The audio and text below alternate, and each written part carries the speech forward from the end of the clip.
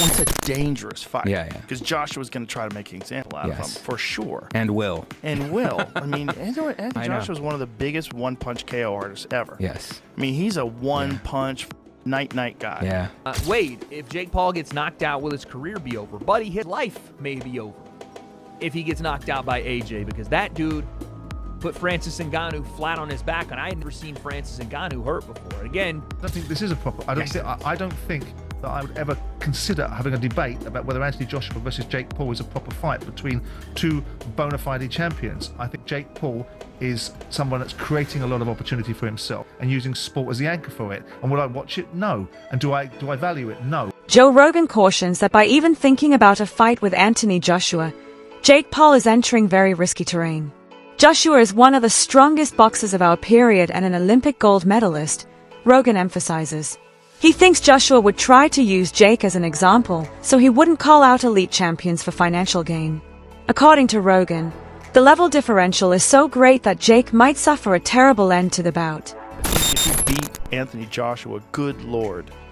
Good Lord. I mean, that's a big if. Right? I mean, Anthony Joshua, I do not Olympic gold medalist, former heavyweight champion of the world. What he did to Francis Ngannou, good Lord. Yes. Do you want that smoke? Yeah, I just think it's all about the promotion or whatever. I have no idea what the actual motivation is for. That fight's not competitive at all. Well, it's a dangerous fight. Yeah. Because Joshua's going to try to make an example out of him, for sure. And will. I mean, Anthony Joshua's one of the big one-punch KO artists ever. Yes. I mean, he's a one-punch. The host of the Wade Concept podcast, Wade Plemons, forcefully warns Jake Paul that confronting Anthony Joshua puts him in danger of suffering severe physical violence. Plemons notes that there is a significant weight and strength difference between Joshua and Jake, with Joshua fighting at about 111 kilograms and Jake walking around at about 90 kilograms. He highlights that choosing matches for entertainment purposes is one thing, but facing a seasoned heavyweight champion with Olympic experience is quite another.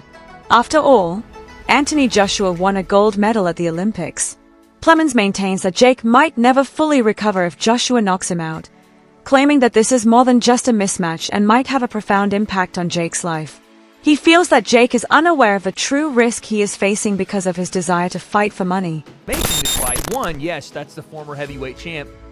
Why is he fighting Jake Paul? And two, why is Jake Paul putting his health and well-being on the line? Because someone asked me on Twitter, Wade, if Jake Paul gets knocked out, will his career be over? Buddy, his life may be over if he gets knocked out by AJ, because that dude put Francis Ngannou flat on his back, and I had never seen Francis Ngannou hurt before. Again, it's boxing, not MMA. Jake has a little more experience, but we're talking about a massive size difference. AJ's still relatively young and still relatively got something left in the tank, and he's only fought the world-class guys for the last 10 years. This would be Jake's not only hardest fight, most dangerous fight of his career. If Jake is doing this, it could signal the last one. I'm not even joking. This could signal Jake being like, I'm having one more of these and I'm out.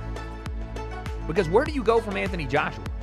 We'll get into that part in a second, but the Netflix thing. We know that Anthony Joshua is an exclusive fighter to DAZN. Eddie Hearn has stated that multiple times. AJ, I'm pretty sure, even has a piece of DAZN. I could be wrong about that, but he signed a mega deal years ago with them. So for this fight to take place on Netflix would mean DAZN would say, you can have one of our biggest cash draws, and maybe in a revenue share thing, or maybe Netflix pays them some money, but you can have our biggest cash draw and we don't have an affiliation. That seems a bit unrealistic. But having said that, this isn't a report from anybody in the camp. This is not MVP saying it. This is not Eddie Hearn saying it. This is Mike Coppinger, who I guess has talked to people in the camp.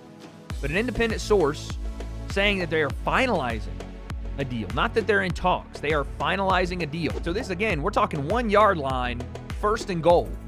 Jake Paul versus Anthony Joshua is presently being discussed as a professional boxing match, according to Boxing Kingdom on X.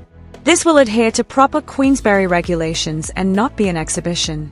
This demonstrates that the battle is not being treated as a light-hearted or exhibition fight, but rather in accordance with all professional requirements.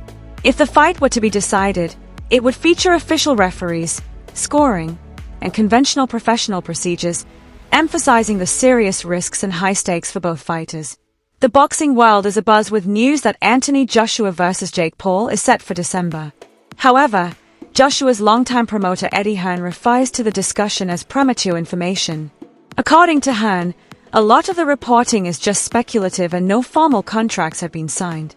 Veteran MMA and boxing journalist Ariel Helwani, meanwhile, speculates that something is going on behind the scenes because so many people are discussing the match.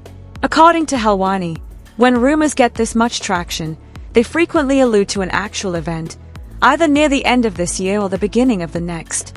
Thus, despite Hearn's warning, Helwani remains persuaded that the fight might occur sooner than many anticipate. Joshua and Jake Paul are finalizing a deal for a heavyweight fight on Netflix in December in Miami. Sources tell Ring Magazine Paul steps up massively to fight the former heavyweight champion after his exhibition with Gervonta Davis was canceled. Major props to Paul. So there you have it. In the midst of all this, I did reach out to Eddie Hearn, as did Gareth, and he said, "We have spoken, but nothing close, and I doubt he would be so crazy," he being Jake. I then asked him, "Would you say this report is premature?" He said, "Absolutely."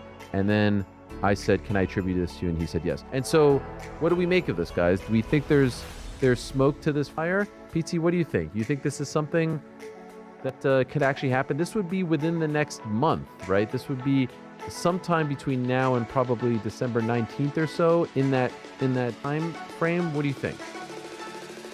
I think it's a huge fight. You know, I didn't expect this at all. Usually when Jake is in a fight, the odds feel like they're stacked very much in his favor. This is the complete opposite of that. I'd very much agree with Gary Davis' take, which was I'd expect Joshua to obliterate him in a boxing match. I mean, look what Anthony Joshua did to Francis Ngannou before that Dubois fight. Like, I mean, it was a completely different affair than the Tyson Fury fight.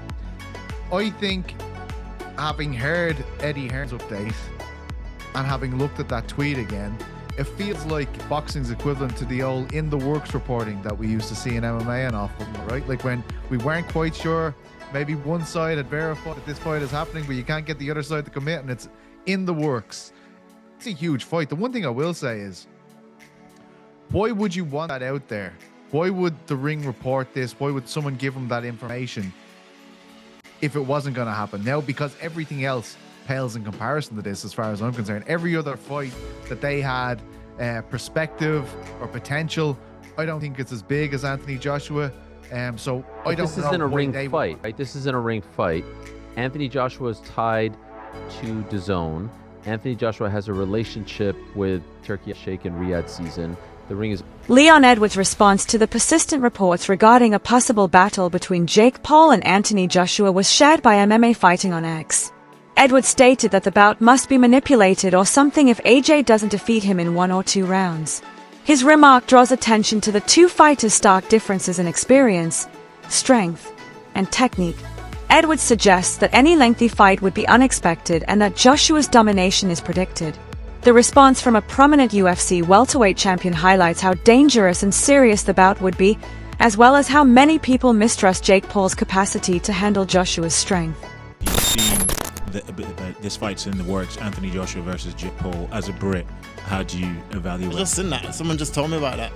That's mad. Fair play to Jake Paul, first of all, for taking it. But if AJ doesn't knock him out in like 1-2 rounds, then I feel like the fight must be fixed or something, because I'm going to Anthony Joshua, obviously, for the KO. So yeah, when is it, you know? This will be next month they're working towards. Oh yeah, sick. Yeah, I'm going AJ for the win. Former MMA heavyweight champion Francis Ngannou, who is now a boxer, once met Anthony Joshua and was brutally knocked out. This demonstrated that Joshua's heavyweight ringcraft is not an anomaly and that his power is genuine. Jake Paul talked about battling Ngannou, which was a risky decision given Francis's deadly reputation. Joshua, who poses perhaps even more of a threat, is now the subject of discussion. Jake is now facing a fighter that not only knocked out Ngannou but has shown time and time again that he is a formidable opponent due to his size, quickness, and heavyweight expertise. To put it another way, Jake is pursuing a man who vanquished someone as dangerous as Ngannou, a risk with great potential rewards. Jake Paul versus Francis Ngannou was a matchup that was taken into consideration at the initial stage of negotiations. However, Francis openly rejected the notion, calling it insulting and stating that he wouldn't waste his time on a crossover boxer influencer. Jake and everything's wrong with France. He can go with Francis. So now all of a sudden you start satisfying both ends of this. Okay. So when that falls through, the rumor is that Francis and Jake are still in talks. Even though Francis did not come through on the event he was offered and the date he was offered, MVP and Netflix may be willing to reschedule everything and still make him part of it. And Francis' big statement was just, hey, this doesn't make sense. It's not what I'm looking for. Doesn't make sense. Okay. That's not my business. I can't be mad at Francis for that. That just cost Francis a once-in-a-lifetime opportunity. That just cost Francis life-changing money. If I'm mad at Francis, then I got my way. He cut off his nose to spite his face. I can't be mad at him. He's already been punished. What good does it do me to be mad at him? All right. Well, then you bring in Joshua, and Joshua shows you how it's done. Right? Joshua and Francis are not remarkably comparable. I mean, not only did they box, they're not remarkably comparable, but in the world of boxing and just the accomplishments, I mean, you take Joshua Benson, an Olympic finalist, for goodness sake, right? Just like lifelong, very well known. Multiple generations of boxing ties. You know, go all the way back to Klitschko. Go all the way back. You couldn't go before Klitschko was there first, but you go all the way back to Klitschko. Anything that has ever happened in sport of boxing says you can tie Joshua to. And he's a professional and above everything else. He's a real boxer. So if he is to say something makes sense, then it makes sense. Right? If you have Joshua's opinion of does this make sense to now, none of us know what sense means. We don't even know if he's spelling it with an S or a C. None of us can define or tell you what this means. It makes such little sense that Francis can't even tell you why it doesn't make sense. But again, I can't be mad at Francis. He already pissed down his own leg. So, but if you could have Francis's opinion of what in the world of boxing or combat or money or business or sport makes sense, like Francis's level of success is not remarkable. Former club owner and boxing commentator Simon Jordan was brutally honest about his opinions. Anthony Joshua versus Jake Paul is an absurd and foolish notion. Jordan admits that there is a lot of money at stake, but he maintains that this is more about show than competitiveness. Jordan highlights that Joshua has established his reputation, defeated elite competitors, and won 2 world heavyweight titles. In contrast, Jake Paul is far below that caliber. Jordan contends that Joshua's legacy would not be significantly altered by this bout, and that it would just put Jake in danger and diminish the integrity of heavyweight boxing. Anthony Joshua and Jake Paul in December. What does it tell us, Simon? Does it tell us more, as I said in the introduction, about the falling star of AJ or the rising one of Jake Paul? It tells you that there's a huge opportunity for enormous amounts of money to be generated around a fight that really has no integrity behind it in terms of as a fight, but in terms as a media spectacle and entertainment opportunity. You've got a very talented YouTuber that's built himself into a massive influence with huge following, and you've got a former 2-time champion of the world that operates at a very high level of engagement. Whether he's a high level of performer anymore is a different discussion. So it becomes about how much can this fight generate, how many eyes on the prize. I mean, I spoke to his very close friend Michael Jarman about this very fight about 3 or 4 months ago, and he was like, what do you think? I said, what difference does it make? Oh, it would potentially jeopardize his legacy. His legacy's sealed. You cannot undo the fact. Whatever you think of Anthony Joshua, It might damage it. I don't think so. What it will do is increase his balance. But I think in the great, I mean, it didn't damage Muhammad Ali's reputation to go in with a sumo wrestler, did it? No, but after, when Joshua was at his peak, Simon, if I had said to you there and then, do you know what? Maybe in December 2025, Anthony Joshua will fight a YouTuber. This is the entertainment business, and Anthony Joshua is an entertainer, and you can't undo the fact that he won the world heavyweight championship twice. And he fought in some great fights. So why does he need this? Because he's in the business of entertainment. And if an opportunity is presented to him and someone wants to say that we can monetize this to the huge levels that are potentially available, why wouldn't you? It's a walk in the park. You see, you're not having Saturday night. Because I know many Former WBC Cruiserweight World Champion and current boxing expert Tony Bellew publicly expressed his severe disapproval of the bout. Bellew responded, "I will not believe this until they step in the ring together." He adds that boxing is not a circus where mismatches are intentionally created for clicks and money, but rather a respectable sport with guardian laws and systems for fighter safety. According to Bellew, Jake Paul just lacks the necessary skills to take on Anthony Joshua since size, experience, and heavyweight power all count. Bellew contends that before any agreement is reached, the promoters and sanctioning organizations ought to demand conditions that shield the less seasoned fighter, in this example, Jake, instead of putting him in needless danger. The projected Joshua versus Jake Paul match has been described as extremely dangerous by a number of boxing analysts, voices heard on podcasts, analysis shows, and industry publications. They draw attention to the stark disparity in physicality, ring IQ, strength, and experience. They contend that although Jake might think he can prevail, he is blind to the fact that Anthony Joshua has been in the deep seas of heavyweight boxing his whole adult career, controls range, sets the tempo, and hits with knockout force. The general perception is that Jake is insane if he believes he can withstand Joshua's blows and make it through the rounds. Unless somebody wants to kill Jake, does someone want to kill Jake Paul? The move is bizarre, and I can't help but feel like this calculated gamble is going to go horrendously wrong. Whoa. I think there's something there about maybe the way Americans say Anthony Joshua. I've seen it because he's not the only American. Like, there's retired boxers been calling AJ out from over there.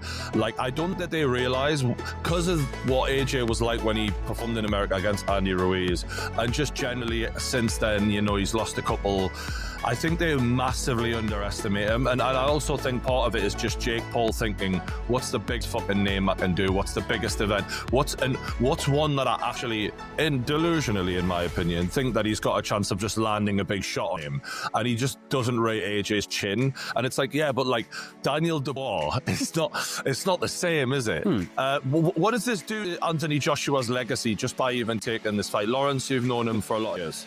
To be honest, that's who I'm focused on. I don't really care about Jake Paul. I'm just thinking, you know, AJ needs to get himself back on track after that devastating defeat to Daniel Dubois. Why is he concentrating on Jake Paul? Like, he doesn't need him on his radar. He needs to be focusing on real fighters. And in terms of legacy, I mean, yeah, he's an active fighter. When your career's done, finished, have those type of fun fights. But right now, it makes zero sense to me. So it's frustrating for me, to be totally honest. That's the mistake that you're making, though, Loza, because you think he's still he's semi-retired.